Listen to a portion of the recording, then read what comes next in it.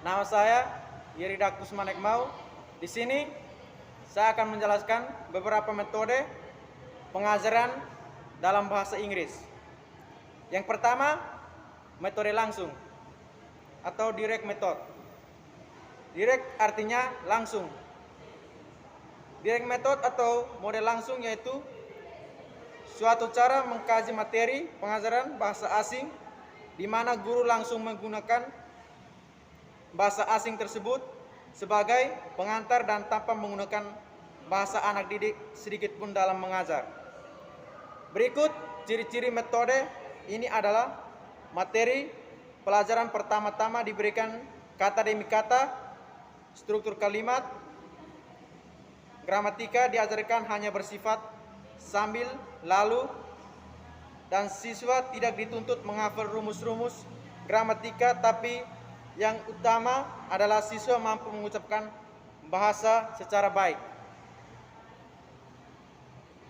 Dalam proses pengajaran senantiasa menggunakan alat bantu atau alat peraga, baik berupa alat peraga langsung atau tidak langsung, benda tiruan, maupun peragaan melalui simbol-simbol atau gerakan-gerakan tertentu.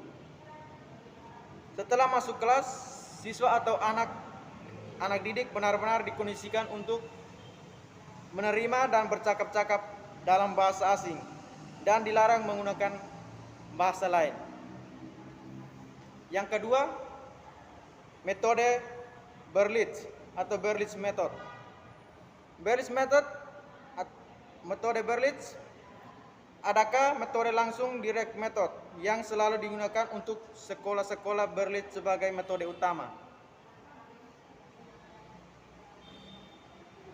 Semua sekolah-sekolah Berlitz menggunakan metode langsung direct method ini dalam mengajarkan bahasa asing di sekolahnya, dan banyak lagi sekolah-sekolah lain di Amerika dan Eropa yang secara rutin menerapkan metode ini. Mereka telah yakin bahwa metode ini yang paling cocok dan paling berhasil untuk pengajaran bahasa asing agar lebih serasi dan mencapai kemampuan aktif berbahasa asing. Karena itu metode langsung disebut juga dengan metode Berlitz, sebab sekolah-sekolah Berlitz lebih banyak mempopulerkan pemakaian metode ini kontinu, dan mereka ternyata memang berhasil dengan sangat baik. Oke, kita lanjut pada yang ketiga, metode alami atau natural method. Metode alami atau natural method disebut demikian karena proses belajar siswa dibawa ke alam seperti halnya pelajaran bahasa ibu sendiri.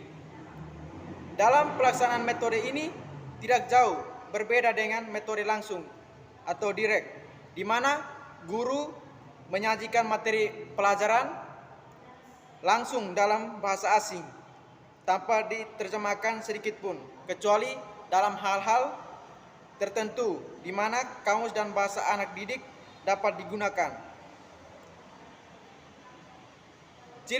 Ciri metode natural ini antara lain urutan pelajaran mula-mula diberikan melalui menyimak, mendengarkan, listening, baru kemudian percakapan atau speaking, membaca atau reading, menulis atau writing. Terakhir, baru gramatika. Pelajaran disajikan mula-mula memperkenalkan kata-kata yang sederhana yang telah diketahui oleh anak didik.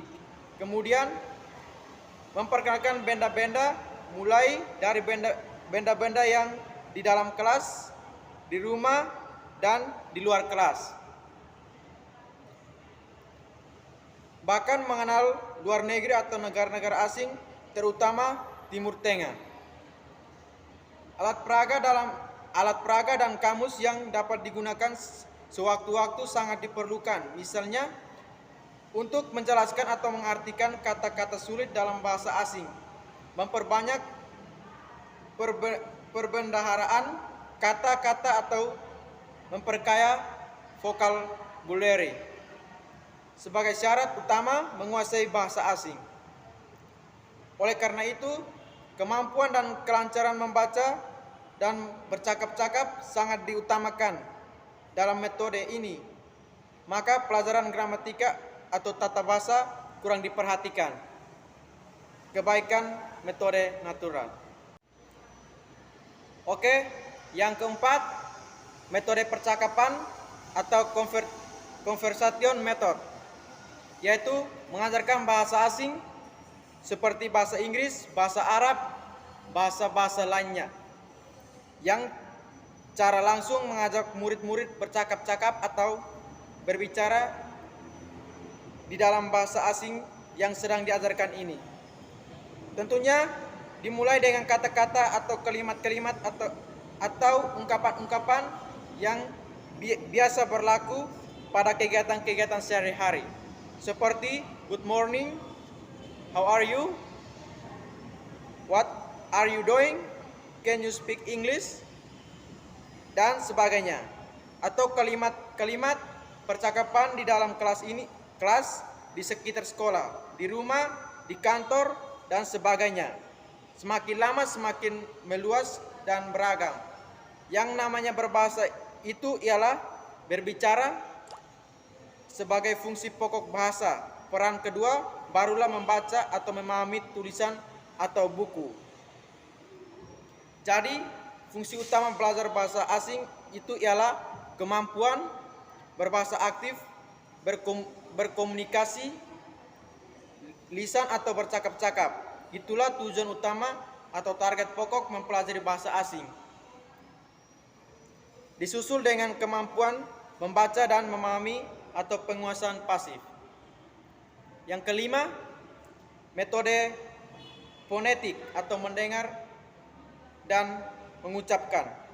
Metode ini mengutamakan ear training dan speak training, yaitu cara menyajikan pelajaran bahasa asing melalui latihan-latihan mendengarkan, kemudian diikuti dengan latihan-latihan mengucapkan kata-kata dan kalimat dalam bahasa asing yang sedang dipelajari.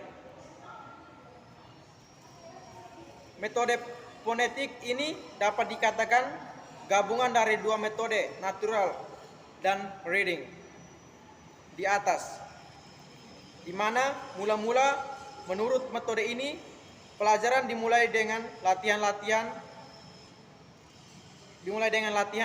mendengar, kemudian diikuti dengan latihan-latihan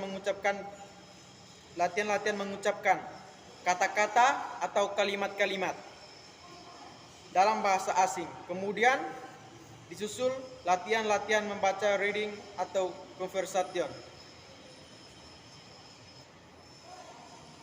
Yang keenam, metode praktik atau teori. Metode ini sesuai dengan namanya, lebih menekankan pada kemampuan praktis atau teori perbandingan, dapat berupa 7 unit materi praktis dan 3 unit materi yang bersifat teoritis. Belajar bahasa asing lebih dahulu dan mengutamakan praktek, lalu diiringi dengan teori atau tata bahasa. Jadi di sini yang dipentingkan adalah bagaimana siswa atau anak didik dapat mampu berbahasa asing, itu secara praktis, bukan teoritis. Oleh sebab itu, pengajaran harus diarahkan pada kemampuan komunikatif atau percakapan, sedangkan gramatika dapat diajarkan sambil lalu saja. Pada tingkat-tingkat awal materi pelajaran praktis dapat dipilih dan diterapkan pada hal-hal yang sederhana. Apakah itu lewat percakapan sehari-hari yang ada hubungannya dengan dunia sekolah, anak-anak didik atau lingkungan rumah tangga dan masyarakat lebih luas, atau dapat pula menyebutkan rincian nama-nama benda dan kata keras sebagai dasar pembentukan bahasa percakapan. Sedangkan pada tingkat lanjutan atas materi pelajaran dikembangkan lebih luas, kompleks melalui percakapan teoritis dan penalaran ilmiah. Yang ketujuh, pada metode yang ketujuh ini, metode membaca atau reading method. Metode membaca atau reading method yaitu menyajikan materi pelajaran dengan cara lebih dulu mengutamakan membaca, yakni guru mula-mula membacakan topik-topik bacaan, kemudian diikuti oleh anak didik. Tapi kadang-kadang guru dapat menunjukkan langsung anak didik untuk membacakan pelajaran tertentu lebih dulu, dan tentu siswa lain memperhatikan dan mengikutinya. Teknik metode membaca reading method ini dapat dilakukan dengan cara guru langsung membacakan materi pelajaran dan siswa disuruh memperhatikan atau mendengarkan bacaan-bacaan gurunya dengan baik. Setelah itu, guru menunjuk salah satu di antara siswa untuk membacakan dengan jalan berganti-ganti atau bergiliran.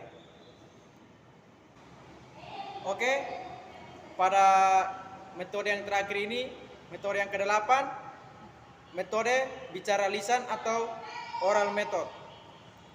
Metode ini adalah hampir sama dengan metode fonetik dan reform method. Tetapi pada oral method adalah menitik beratkan pada latihan-latihan lisan atau penuturan-penuturan dengan mulut, melatih untuk bisa lancar berbicara, fluently, keserasian, dan spontanitas. Melatih lisan atau mulut agar mengucapkan bahasa asing itu bisa tepat bunyi, tidak kedengaran janggal. Latihan-latihan sistem bunyi melalui bibir, melatih tepatnya keluarnya huruf-huruf kerongkongan, huruf-huruf di ujung atau di pangkal lidah, dan sebagainya. Latihan-latihan menyusun kata, membuat kalimat sendiri, dan sebagainya. Semua dilakukan dengan mengaktifkan bicara lisan, oral speaking. Target yang hendak dicapai melalui metode ini adalah kemampuan dan kelancaran berbahasa lisan atau berbicara lisan, atau berkomunikasi langsung sebagai fungsi utama bahasa. Oke, sekian dari penjelasan saya dari beberapa metode yang dipelajari dalam pengajaran bahasa Inggris. Sekian dan terima kasih.